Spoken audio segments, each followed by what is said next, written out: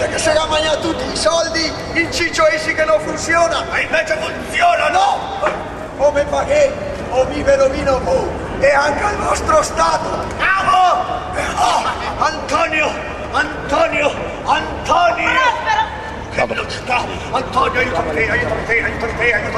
Vi aiuterò io!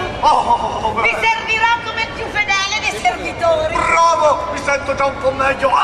È ripreso! Aiuto! Un dottore! Se il mio scopo fosse servirlo, sarei uno sciocco. Servendo lui, servo me stesso. Io non sono quello che sembro, ma gli anni del convento mi hanno insegnato ad apparire molto servizioso.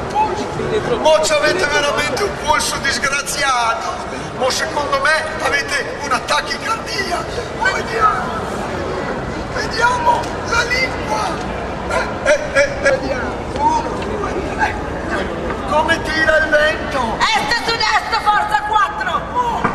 Ma vedete che siete completamente pieno di correnti d'aria che vi escono da tutti i buchi. Caro Antonio, voi avete una settimana di vita, ma se mi pagate 20.000 ducati ne avrete almeno 2. Dottore!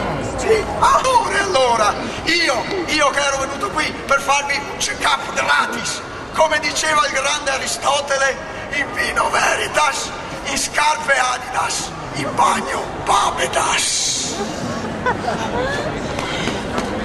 Questo sciocco del dottore in realtà mi è stato molto utile per avere la giusta informazione, per accalappiare Alonso, liberarmi di Miranda, spodestare Prospero. Avrò io il Granducato grazie al mio ingegno. Sì.